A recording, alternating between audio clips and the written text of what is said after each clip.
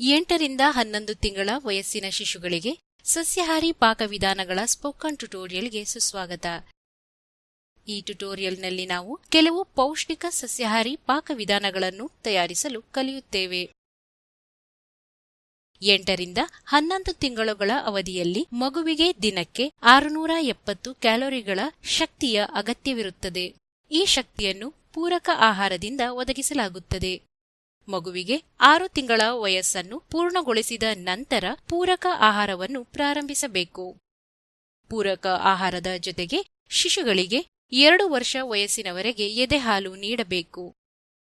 ಮಗುವು 8 ತಿಂಗಳುಗಳನ್ನು ಪೂರ್ಣಗೊಳಿಸಿದ ನಂತರ ಮಗುವಿಗೆ ಅರ್ಧ ಕಪ್ ಆಹಾರವನ್ನು ನೀಡಲು ಪ್ರಾರಂಭಿಸಿ.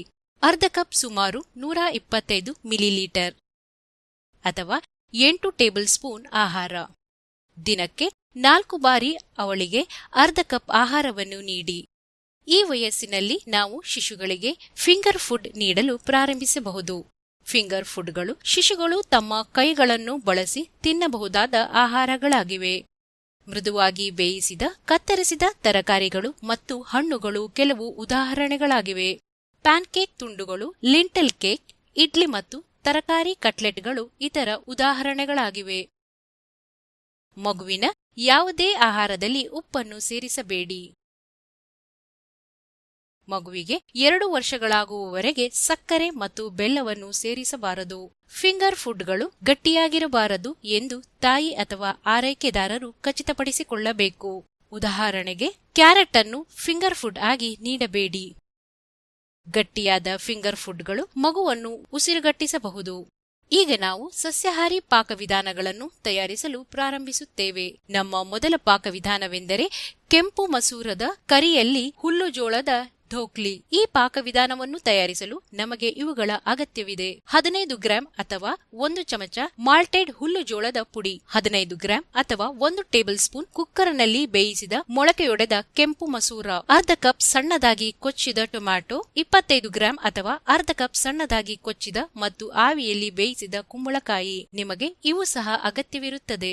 2 ಟೀ ಚಮಚ ಎಳ್ಳಿನ ಪುಡಿ, 1 ಚಿಟಿಕೆ ಅರಿಶಿನ ಪುಡಿ, 1 ಚಿಟಿಕೆ ಜೀರಿಗೆ ಪುಡಿ, ಅರ್ಧ ನಿಂಬೆ, 1 ಟೀ ಚಮಚ ತುಪ್ಪ ಅಥವಾ ಎಣ್ಣೆ.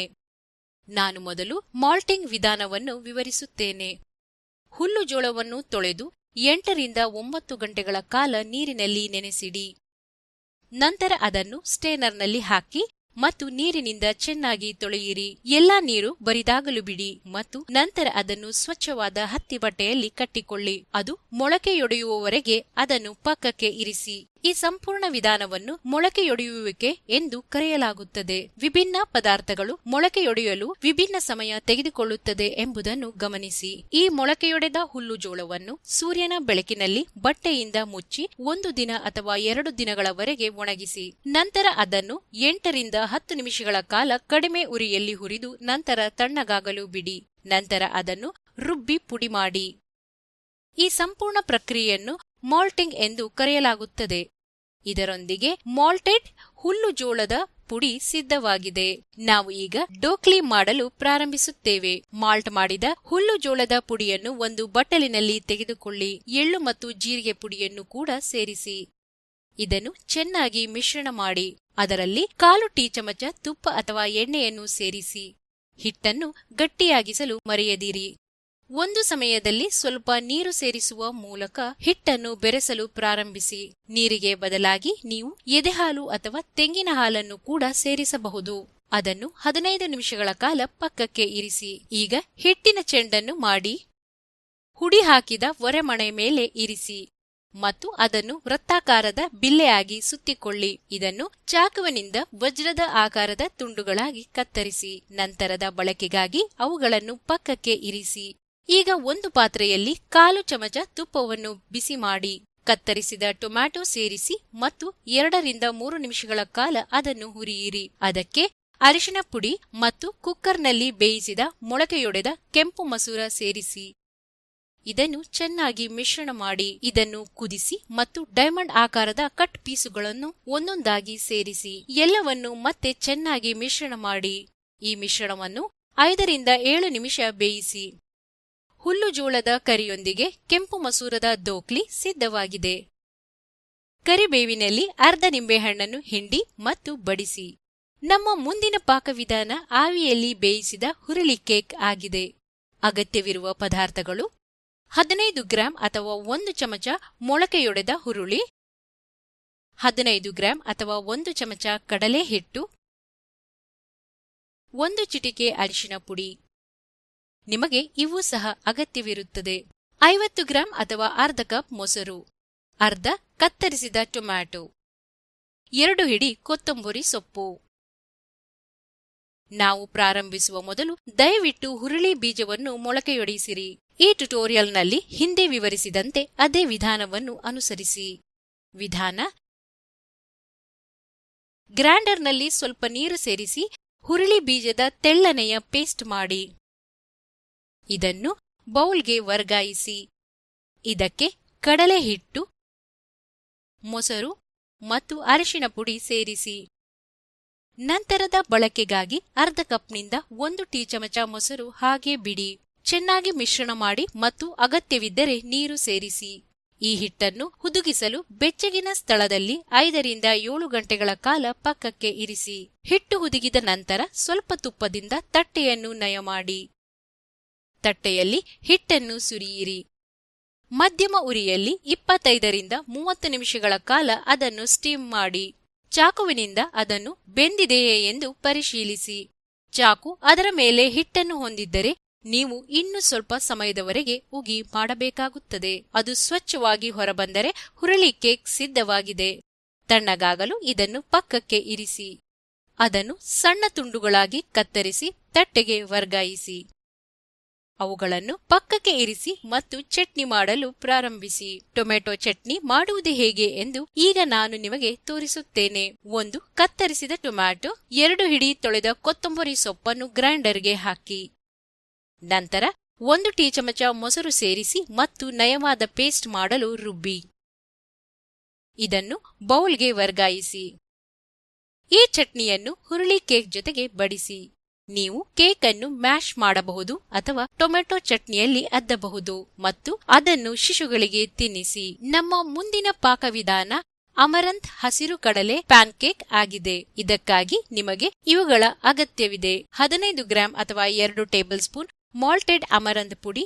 ನಿಮಗೆ ಇವೂ ಸಹ ಅಗತ್ಯವಿರುತ್ತದೆ: 15 ಗ್ರಾಂ ಅಥವಾ 1 ಚಮಚ ಮೊಳಕೆಯೊಡೆದ ಹಸಿರು ಕಡಲೆ, 2 ಟೀ ಚಮಚ ಕಡಲೆಕಾಯಿ ಪುಡಿ, 1 ಚಿಟಿಕೆ ಅರಿಶಿನ ಪುಡಿ, 1 ಚಿಟಿಕೆ ಜೀರಿಗೆ ಪುಡಿ, ಅರ್ಧ ಟೀ ಚಮಚ ತುಪ್ಪ. ಮಾಲ್ಟಿಂಗ್ ವಿಧಾನವನ್ನು ಈಗಾಗಲೇ ವಿವರಿಸಲಾಗಿದೆ. ಅಮರಂಥ್ ಪುಡಿಯನ್ನು ಮಾಲ್ಟಿಂಗ್ ಮಾಡಲು ದಯವಿಟ್ಟು ಅದೇ ವಿಧಾನವನ್ನು ಅನುಸರಿಸಿ. ಈಗ ನಾವು ಮೊಳಕೆಯೊಡೆದ ಹಸಿರು ಬೇಳೆಯನ್ನು ಪೇಸ್ಟ್ ಮಾಡುತ್ತೇವೆ. ಹಸಿರು ಬೇಳೆಯನ್ನು ಮಿಕ್ಸರ್ ಅಥವಾ ಸ್ಟೋನ್ ಗ್ರೈಂಡರ್ ಬಳಸಿ ನಯವಾದ ಪೇಸ್ಟ್ ಆಗಿ ರುಬ್ಬಿಕೊಳ್ಳಿ. ಪೇಸ್ಟ್ ಮಾಡುವಾಗ ಸ್ವಲ್ಪ ನೀರು ಸೇರಿಸಿ. ಮಿಶ್ರಣವನ್ನು ಬಟ್ಟಲಿಗೆ ವರ್ಗಾಯಿಸಿ. ಅದರಲ್ಲಿ 2 ಚಮಚ ಕರಗಿದ ಅಮರಂಥ್ ಪುಡಿ ಮತ್ತು ಕಡಲೆಕಾಯಿ ಪುಡಿಯನ್ನು ಸೇರಿಸಿ. ಮುಂದೆ ಜೀರಿಗೆ ಪುಡಿ ಮತ್ತು ಅರಿಶಿಣ ಸೇರಿಸಿ. ಎಲ್ಲವನ್ನು ಚೆನ್ನಾಗಿ ಮಿಶ್ರಣ ಮಾಡಿ. ಇದಕ್ಕೆ 1/4 ಕಪ್ ನೀರು ಸೇರಿಸಿ ಮತ್ತು ಮತ್ತೆ ಮಿಶ್ರಣ ಮಾಡಿ. ನಮ್ಮ ಹಿಟ್ಟು ಸಿದ್ಧವಾಗಿದೆ. ಬಾಣಲೆಯ ಮೇಲೆ ತುಪ್ಪವನ್ನು ಬಿಸಿ ಮಾಡಿ.